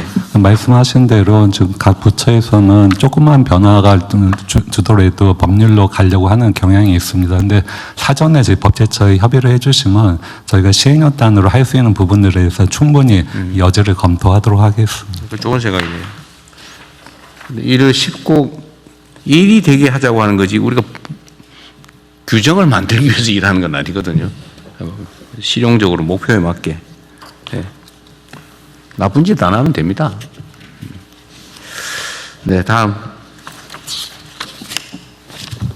네, 다음은 예방중심 개인정보관리체계 전환 계획을 개인정보보호위원장께서 보고해 주십시오.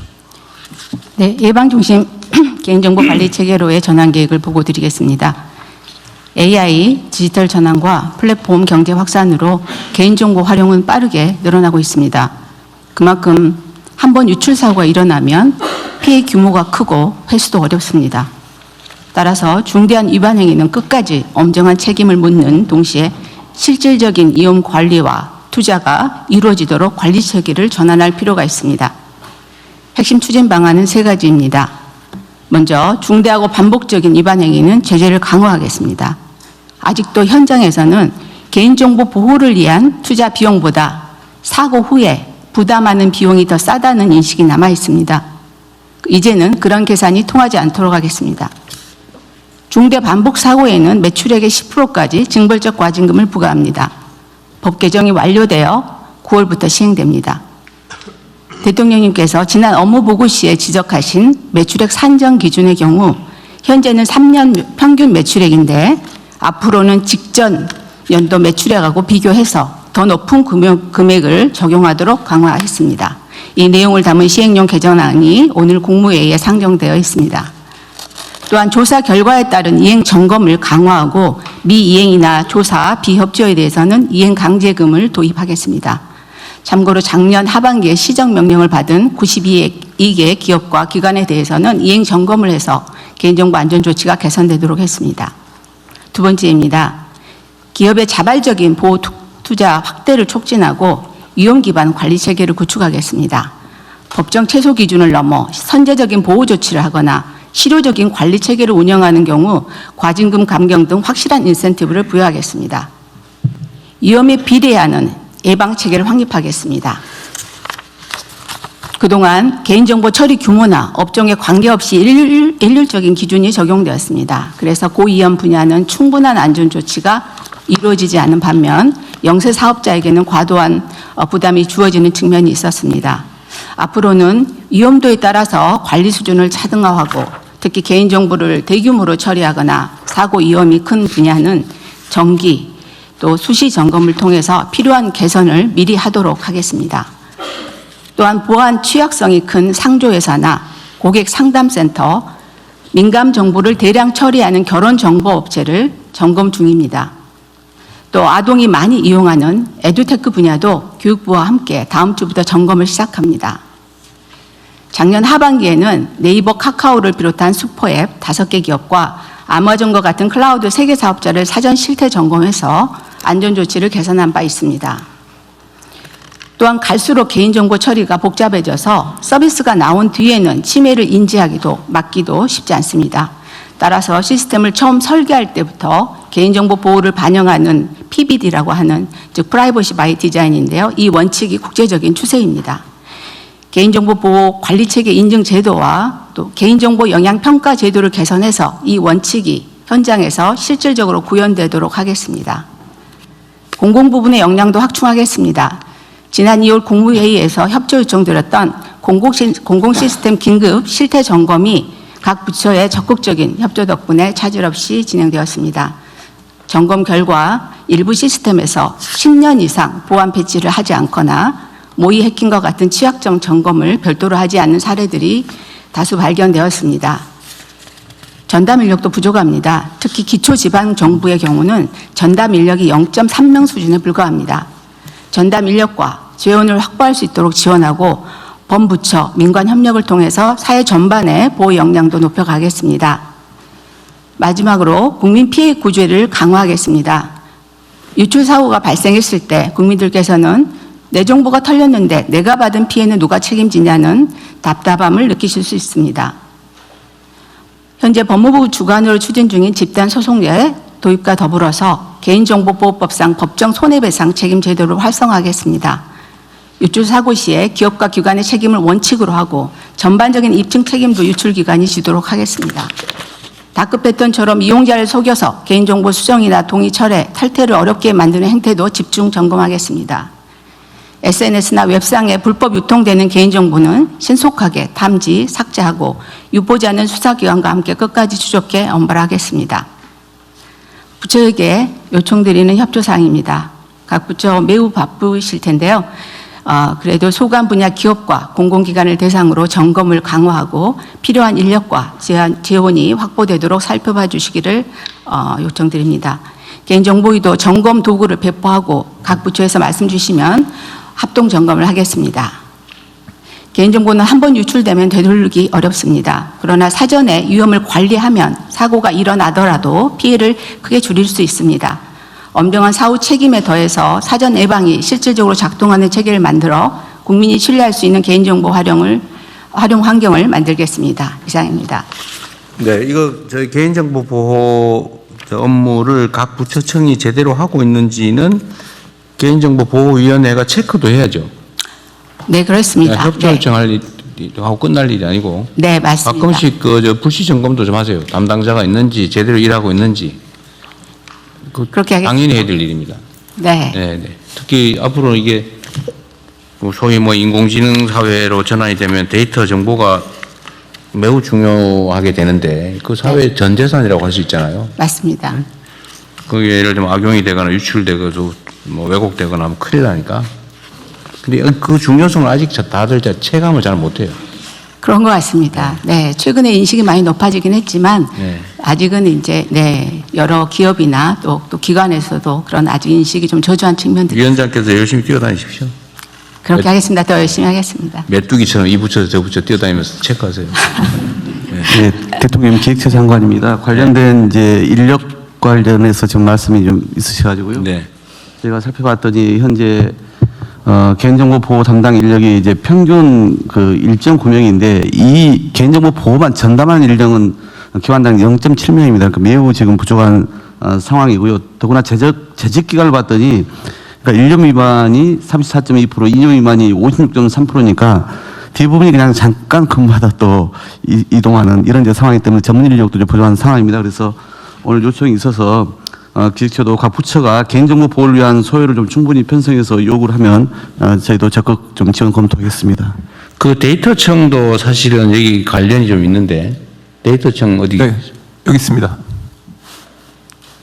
네, 데이터청도 지금 이 데이터청이 지금 통계청을 이제 확대 개편을 하다 보니까 아무래도 그 통계 업무에 좀 중심이 가 있는 측면이 있거든요. 그런데 아직까지 그렇습니다.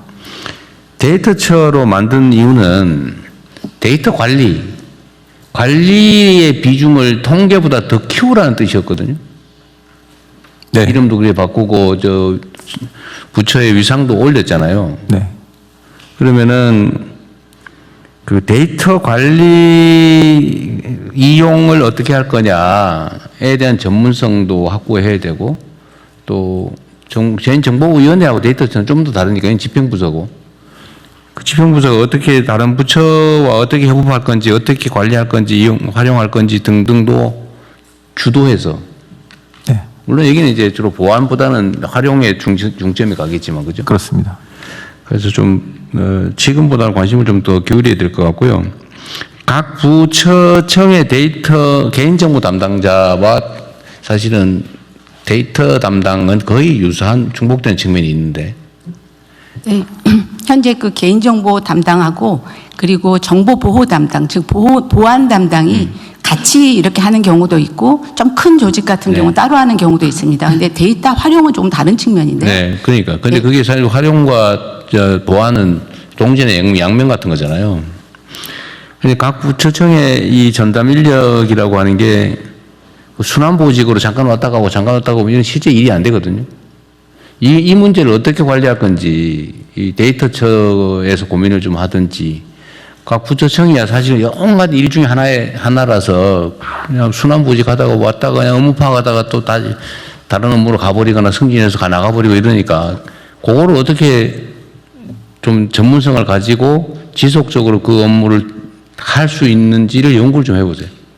데이터처도 하시고 이거는 행안부도 좀. 저희 행안부에서 말씀드리겠습니다. 지금 그 데이터 관리는 각 부처에서 CDO, Chief Data Officer를 각 부처의 차관이 담당. 그 차관의 사실 그게 그냥 일 하나를 더 붙여놓은 거예요.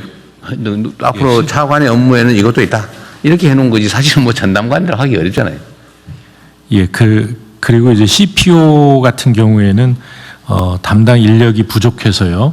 그러니까 지금 개인정보보호위원회의 요청에 의해서 51개 부처 96명을 보강해달라는 요청이 있었습니다. 그래서 기획예산처하고 인력 협의를 하고 있는 상황입니다. 근데 뭔 일만 생기면 자꾸 인력 증원 해가지고 전담 인력이라고 그렇게 하면 그 끝이 없고요.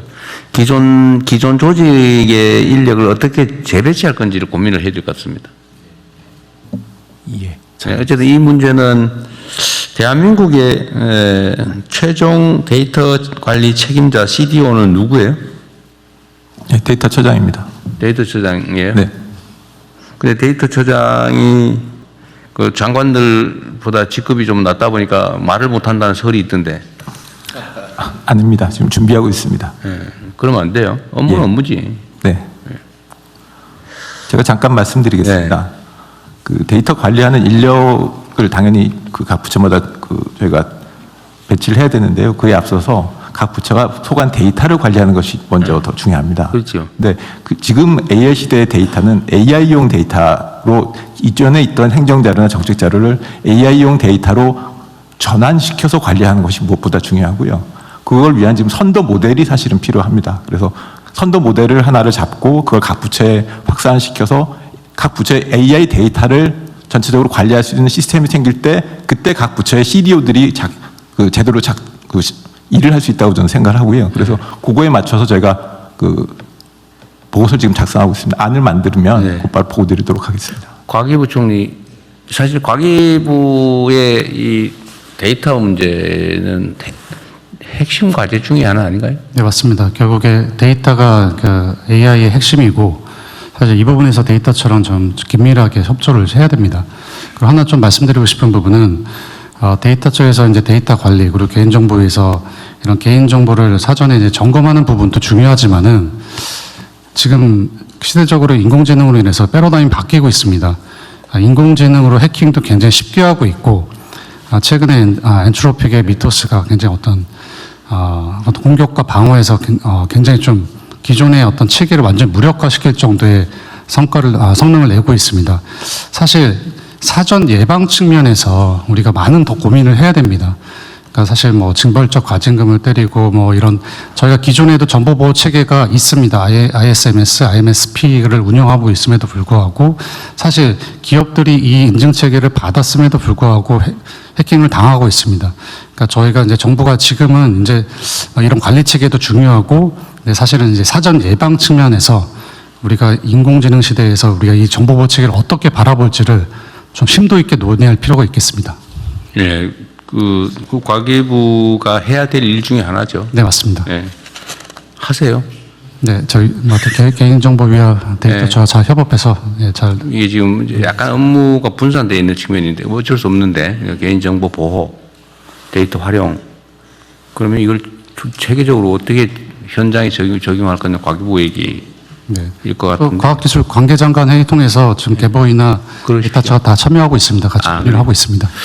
어쨌든 이게 너무 얘기만 하고 진척이 좀 안 되는 느낌이 있어서 드린 말씀인데요. 좀 더 관심 가주시기 바랍니다. 대통령님 한 말씀만 좀 더 드리겠습니다. 그 개인정보 같은 경우는 이제 유출만이 문제가 아니라 이제 침해라는 부분이 사실 영역이 또 매우 큽니다. 이거는 이제 뭐 동의 없는 수집이라든지 목적의 사용 같은 거라든지 이런 것이 다 관련이 되는데요.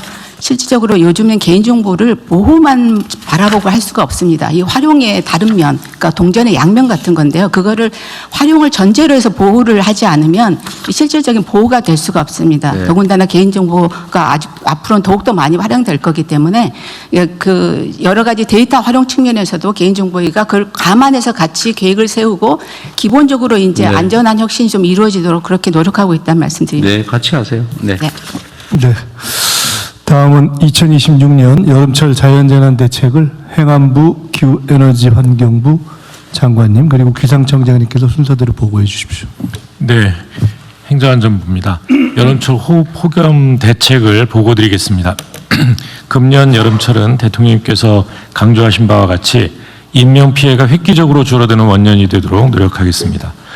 최근 기상 상황을 보면 70년대에 비해서 집중호우 발생 빈도는 3.1배, 폭염 발생일은 2.3배 늘어난 것으로 나타났습니다. 호우로 인한 인명피해의 93.5%는 산사태, 하천재해, 지하공간에서 일어나고 있고 폭염 인명피해의 69.4%는 고령층에 집중되는 것으로 분석되었습니다. 올해는 이러한 인명피해 발생 집중도를 감안해서 재난대책을 마련했습니다. 먼저 호우 대책입니다. 평상시 24시간 빈틈없는 상황관리를 유지하고 비상시에는 중대본 선제적 가동 등 총력 대응체제를 확립하겠습니다. 인명피해 예방의 핵심인 주민대피체계와 재난정보 전달체계는 대폭 강화했습니다.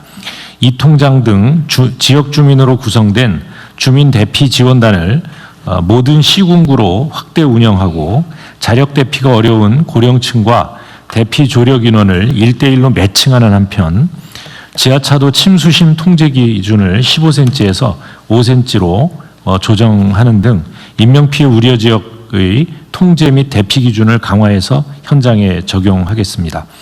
또한 비상 상황이 예견되는 경우 읍면동장 주도의 대피를 실시하고 민방위 사이렌 등 예경보 수단을 총동원하겠습니다.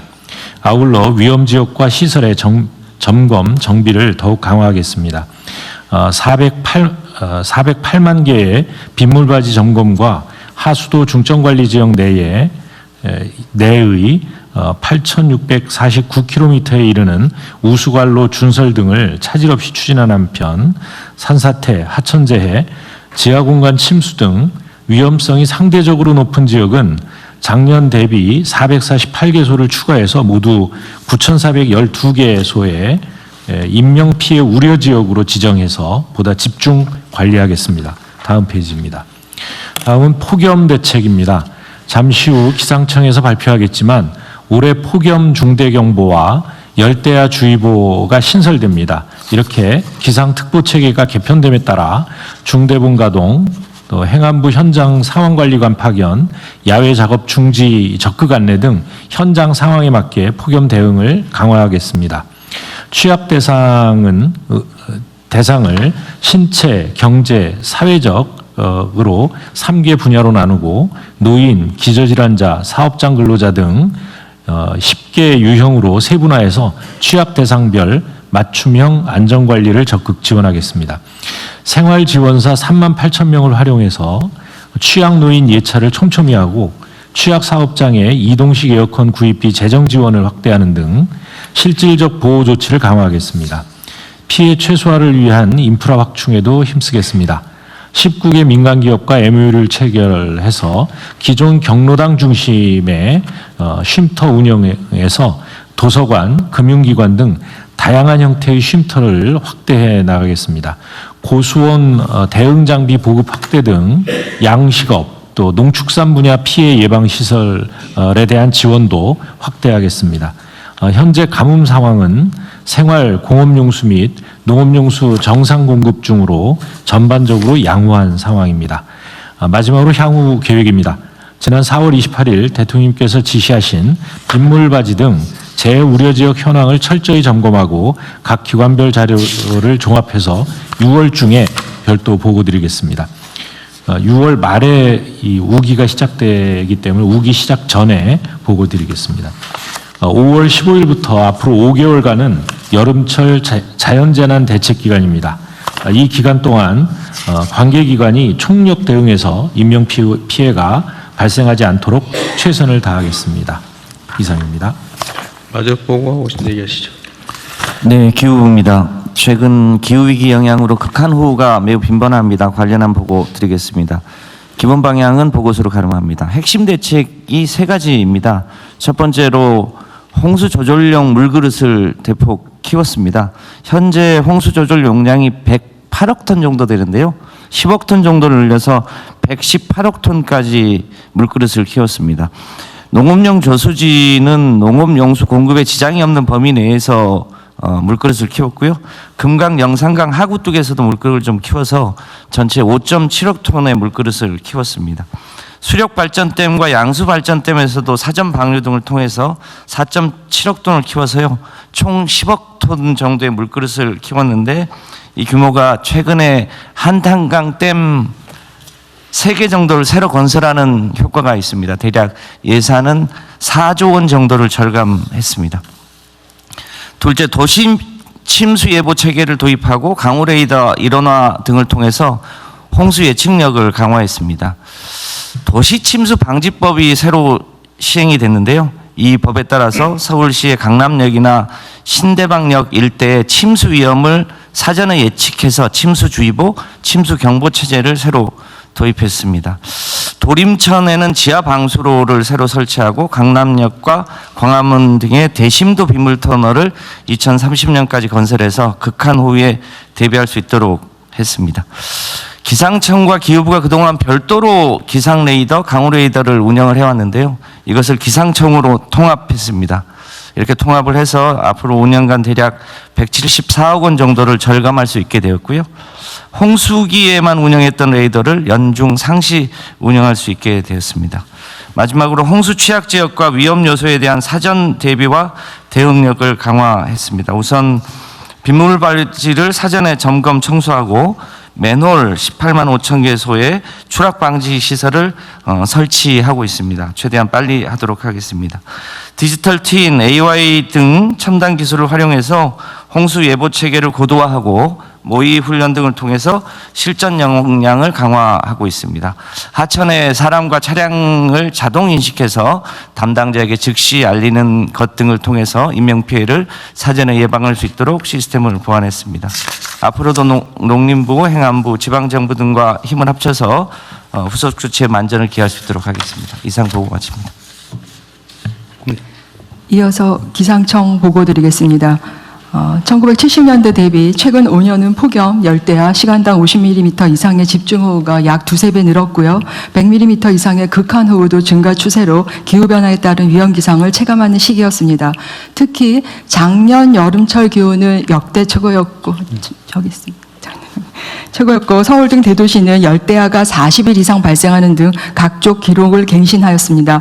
작년 여름철 강수량은 하위 19위로서 평년 대비 적은 강수량임에도 불구하고 100년 이상의 빈도에 해당하는 시간당 100mm 이상의 극한호우는 15회나 발생하여 특별재난지역으로 선포되는 등 점점 강해지고 지역적 강수량 편차가 극심한 집중호우를 보였습니다. 이와 같은 기후변화에 따라 한반도의 위험기상 정례와 강도 증가에 따라 기상청 대응 체계를 다음과 같이 개편하고자 합니다. 먼저 극단적인 폭염과 호우에 대한 대응을 강화합니다. 현행 폭염주의보 경보인 2단계 특보 체계는 기후변화에 따른 생명 위협 극단적 더위, 취약계층의 안전과 전력 사용량 급증, 야간 구흥 경보에 한계가 있다는 판단하에 근 20년 만에 폭염 특보 체계를 개편합니다. 우선 폭염 경보를 뛰어넘는 일 최고 체감 온도 38도가 예상될 때 폭염 중대 경보를 신설하여 특별한 폭염에 특별한 경고를 하겠습니다. 발표 기준은 온열 질환자가 급증하는 임계 온도로 설정하였습니다.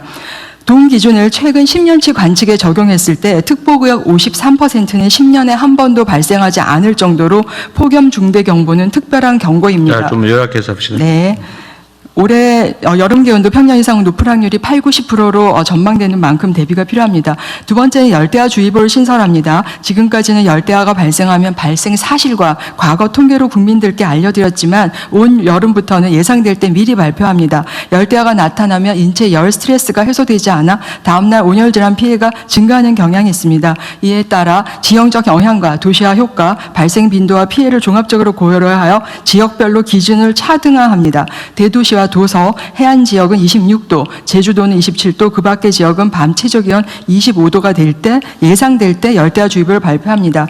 폭염에 대한 정보를 보다 다양하기 위해서 다부처 R&D로 개발된 폭염 영향예보를 특보구역별로 보건, 농업, 축산 등 분야별로 제공하고 체감온도 33도 이상의 예상 시간대도 함께 제공하겠습니다. 한편 인명피해가 급증할 수 있는 시간당 70mm 수준에서 발송하던 긴급재난 문자를 시간당 100mm 수준 수준의 극한호우가 나타나면 지방기상청이 관할 지역 읍면동 단위로 추가로 긴급 재난 문자를 발송하여 즉각적인 대비와 대응을 유도하겠습니다.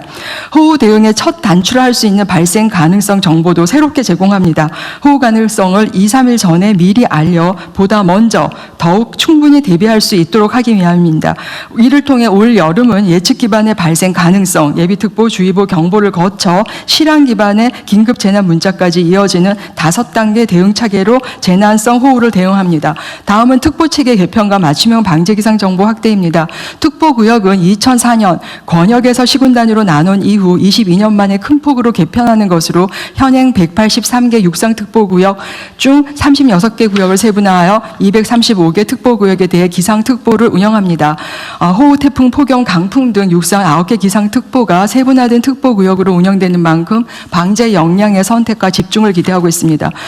또한 방재기상 플랫폼이 있습니다. 방재기상 플랫폼은 분야별로 맞춤형 협력을 더욱 강화하게 해서 준비된 것인데요. 방재 대응에 필요한 기상 정보를 맞춤형으로 제공한 호흡으로서 현재 468개 기관이 가입되어 있습니다. 분야별 특화 페이지도 제공하고 지역별 위험기상 상황을 지방정부 재난 담당자가 맞춤형으로 매눈 선정뿐만 아니라 위험 상황 발생 시 즉각 인지할 수 있도록 알람 기능도 지원하고자 합니다. 다음은 해양 항공 분야입니다. 선박 안전 지원을 위해 해양 기상 정보는 영역과 예측 기가 시간을 확대하여 대해구와 소해구별로 제공하며 헬기 등 낮은 고도에서 운항하는 저고도 항공기 지원을 위해 모바일 버전으로 항공기상 정보 앱도 추가로 개발하여 환영성을 높이고자 합니다. 이를 위해 헬기 이착륙 지점 및 응급 환자 인계 지점, 헬기 운항용 기상 관측자료 연계 등을 지원 협력해 주신 관계 부처께 이 자리를 빌어 감사를 드립니다. 기상청은 국민이 보다 안전할 수 있도록 관계 기관과의 협력을 강화하고 올 여름 새롭게 준비한 제도들이 현장에서 잘 작동할 수 있도록 기상가족 모두 최선의 최선을 다하겠습니다. 감사합니다. 고생했어요. 숨 막히죠? 애썼습니다. 일단 호우, 폭염과 같은 자연 재난에 이제 어떻게 대응할 거냐를 주로 오늘 준비를 하신 거죠. 그래도 뭐 준비된 대로 잘 시행해 주시고요. 우리 그 환경부, 기후부는 강남역, 신대방역 이 도심 침수 현상이잖아요. 네. 그럼 거의 매년 반복되는데. 그렇습니다. 구조적으로 불가피한 겁니까? 아니면 시설 부족입니까? 그 지대가 낮아가지고 구조적으로 불가피한 거예요? 네, 그래서 대심도 터널을 통해서 곧바로 비가 많이 오면 대심도 터널로 물을 빼거나 아니면 대형 저류조 같은 걸 만들어서 일시 저류했다가 빼내는 방식으로 하지 않으면 전체가 침수되는 문제가 있어서 일본이나 다른 데에서도 그 방식으로 우수관 용량이 기본적으로 부족하다는 얘기입니까? 그런 측면도 있습니다. 이게 이제 우수 관로의 크기 자체가 너무 작아가지고요. 지금은 이제 대략 한 50년 빈도에서 100년 빈도로 침수가 심한 지역부터 그거를 하수 관로를 바꾸고 있는데 그 비용이 만만치 않아서 한꺼번에 하기는 어렵습니다만 이제 중앙정부 지원과 지방정부 예산으로 하수 관로도 바꾸고 아주 그걸 지금 계획하고 있어요? 아니면 하고 있습니다. 계획 단계? 그거는 이제 매년 일정 금액을 투입해서 지금 공사하고 있냐 그 말이에요? 그렇습니다. 네. 공사를 하고 있어요. 네. 대심도 터널 공사를? 네, 네. 그래서 2030년까지 마무리할 예정으로 있습니다. 하여튼 강남 이런 데는 재산 세수도 상당히 커서 네. 재정 여력은 있을 텐데 좀 신속하게 좀 해야 될 것 같은데. 네, 속도를 더 붙여서 네, 완료 시기를 당기도록 사실은 하겠습니다. 좀 당황스러운 일이잖아요. 그 대한민국의 수도, 그것도 그 중에서도 가장 잘 발전돼 있다는 강남에 비가 오면 지하철이 잠기더라. 네. 황당무계한 일이죠. 네, 광화문하고 강남이 좀 취약한 대목들이 있습니다. 네. 그 뭐 약간 이건 지나간 얘기인데 소양강에 붕어가 많이 죽는다는데 그거 혹시 아세요? 소양강 위쪽에 녹조가 위쪽에 끼고 있는데 원인 모르게 붕어들이 양구하고 대량 폐사한다던데? 양구하고 인제 쪽에서 그 여름에 이제 저 돼지똥하고 소똥 또 그리고 거기서 농약 친 물이 올해 저기 강수량이 부족해서 그런 걸까요? 아니 혹시 분석은 혹시 해보셨어요? 그 최근 거는 좀 더 확인해서 별도 보고 드리겠습니다. 근데 그게 엄청나게 많이 폐사하는 모양인데 원인을 모른다고? 한번 알아보십시오. 올해 강수량이 좀 부족한 편인가요? 예년 수준으로 올 거라고 예측하고 있습니다. 그리고 좀 넓혀서 좌우간에 이게 이제 여름 재해 대책으로 자연재난으로 인명피해가 또 재산 피해가 발생하는데 잘 대비해 주시는데 하여튼 중요한 건 인명피해거든요. 네. 좌우간에 제가 자주 수없이 말씀드리지만 우리나라는 천수를 못 누리는 분들이 너무 많아요. 네. 원인도 아주 다양하잖아요. 뭐 자연재해, 여름에 산사태, 뭐 물에 빠져 죽거나 뭐 홍수 뭐 등등으로 사망하는 사람, 교통사고로 죽는 사람, 범죄 피해로 죽는 사람. 범죄 피해는 좀 적은 편이긴 한데 거기다 뭐 자살자도 뭐 많고 산재 사고 사망자도 많고 맨홀에 빠져 뭐 사망하신 너무 많아요. 뭐 온갖 영역에. 그 자연재난 대비는 아닌데 여름에 폭염에 따른 근로자 사망 사고도 많잖아요. 네, 그래서 저희들이 5월 15일부터 9월 30일까지 폭염 안전 특별 대책반을 가동합니다. 그래서 폭염 시에 예를 들어서 주의보 33도 이상일 때는 2시간에 20분 휴식을 반드시 부여하게 하고요. 그 제가 당에서 일할 때 제가 지금 그 폭염 피해 사망자 발생한 곳을 내가 어느 업체인지 기억도 나는데 그 말썽 많은 그것도 기억나는데 거기 갔더니 야 이런 데서 사람이 어떻게 일하나 싶은 생각이 들 때가 있더라고요. 네. 특히 그 지하에는 환기도 안 되고 막 그 엄청난 열기 속에서 그 일하다 보면 내가 뭐 죽는 게 이상하지 않은 상황이다. 온열 질환하고 질식 사고가 병행하고 있습니다. 네. 그런 경우에 근로감독 또는 근로감독 지도를 통해서 완화할 수 있나요? 예를 들면 작업 환경을 지하의 경우는 뭐 온도를 뭐 몇 도 이상 이렇게 할 때 방치하면 안 된다 이런 거 있나요? 33도에서는 아까 말씀드렸듯이 2시간에 20분 휴식 부여하고 35도 이상 됐을 때 그 작업을 혹석이 14시부터 17시까지 작업을 조정하게끔 하고 그럼에도 불구하고 사망자 발생했을 때는 무관용 원칙으로 엄단하겠습니다. 그 근로자들이 폭염에 노출돼가 사망하는 곳이 맨날 사고 나던 데서 맨날 또 나오고 그러죠. 고개 사업장과 뭐 뻔하잖아요. 건설, 조선, 그다음에 아까 대통령이 말씀하셨던 뭐 배송하는데. 공간, 그다음에 배송 노동자들도 어려워서요. 이동 노동자들 쉼터를 저희들이 마련하고 있는데 폭염에 따른 노동자 산재 사망도 각별히 신경 써야 될 거 아니에요. 네, 그렇게 하겠습니다. 꼭 하나 말씀드릴 거는 이번에 제도 개선해가지고 만약에 폭염 때 작업을 중단하게 되면 건설업 같은 데 공기가 늘어날 수 있습니다. 그럼 발주처에서 별도의 지체 상금을 물게 하는데 이번에 법 개정해서 폭염도 사유로 건설 공기 연장의 사유로 해서 지체 배상금 없이 될 수 있도록 그렇게 하고 금명간 20대 건설업 CEO들과 간담회를 통해서 예를 들면 공공기 영역에서 이 민간에는 강요할 수 없는 거잖아요. 법으로 하면 민간도 가능하긴 할 텐데. 공공 영역에 관한 거라면 아까도 얘기했지만 그게 국민에게 무슨 의무 부과를 하는 것도 아니고 혜택을 주는 건데 그 꼭 법 없어도 돼요. 네, 공공 부분에서는 특히 온열 질환이 그걸 뭐 지침으로 해야 되고 무슨 뭐 발주 무슨 뭐 지침이나 뭐 아니면 뭐 영 안 되면 시행령이나 규칙이나 이런 거 해도 됩니다. 네, 공공에서부터 뭐 공공 부분 그렇게 하고 민간 부분까지 적용하려면 법률 개정을 해야 되겠죠. 경찰은 이 교통사고 사망도 지금 꽤 많죠. 예, 그렇습니다. 연간 몇 명 정도 되는입니까? 그 작년에 2,549명입니다. 예. 그래도 많이 줄어드는 편이긴 한데. 예, 그 과거에는 5,000명까지 해서 이제 OECD 국가 중에 거의 밑에였었는데 지금은 OECD 38개국 중에 한 중간 정도. 아, 중간 정도? 예, 예.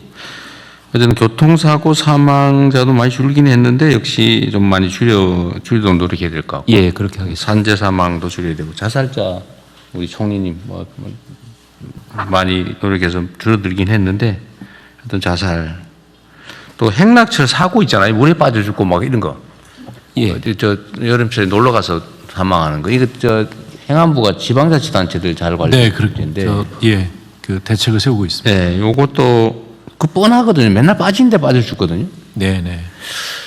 저는 그 생각 들던데 어디에 계곡에 가면 딱 사람 빠져 죽는 데 있어요. 그럼 위험 거기- 지역에는 이 구명조끼를 안 입고 못 들어가게 다. 그러니까 그럴 때 여름 한철을 그냥 좀 우리 뭐 몇 원씩 들여가지고 지원금도 지급하는데 이런 거야말로 그 생산적 공공 서비스 일자리 아닙니까? 이런데 예산 좀 들여가지고 여름에 사람 많이 빠져 죽는 데는 아예 감시원들을 좀 증원해서 네. 좀 관리하게 하든지 뭐 이렇게 좀 하면 안 될까요? 요즘 그렇게 하고 있습니다. 네, 좀 많이 늘려가지고는 작년 재작년보다 많이 줄었다는 결과를 꼭 보고 하도록 하십시오. 알겠습니다. 예. 아니 신경 쓰면 줄어요, 진짜. 예.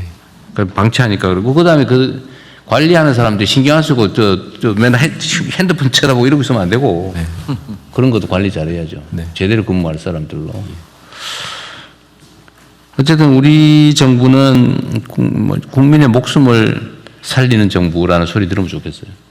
어쨌든 사고든 자살이든 어쨌든 뭐 피해 이런 일로 죽는 인원수가 좀 줄었으면 좋겠습니다. 네. 가시적으로 좀 국민들께 보여드리면 좋겠어요. 제가 공직자들은 작은 신 같은 존재다는 얘기를 하는 이유가 사람들 목숨을 살리고 주고 한다니까요.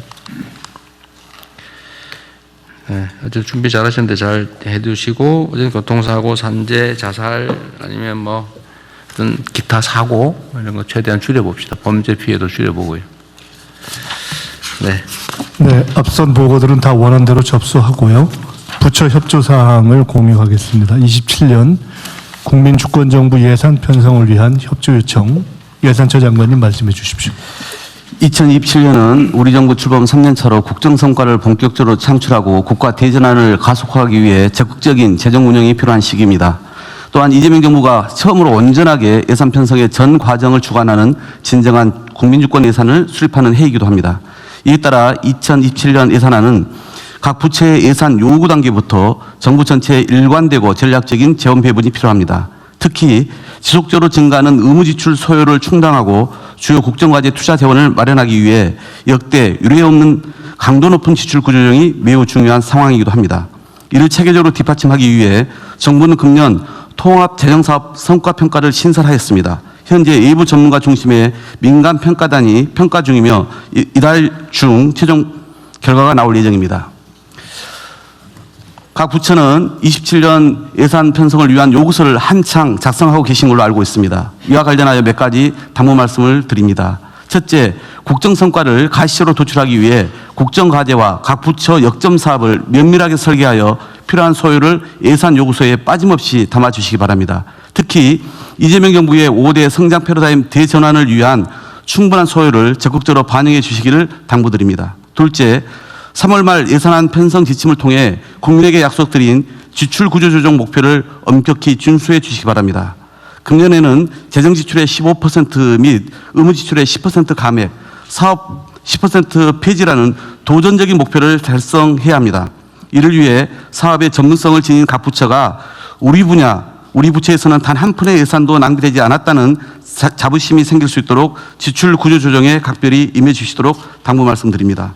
금년 최초로 공식적 목표를 제시한 의무 지출은 실질적 성과로 이어질 수 있도록 제도 개선 및 입법 조치 계획을 함께 마련하여 제출해 주시기를 부탁드립니다.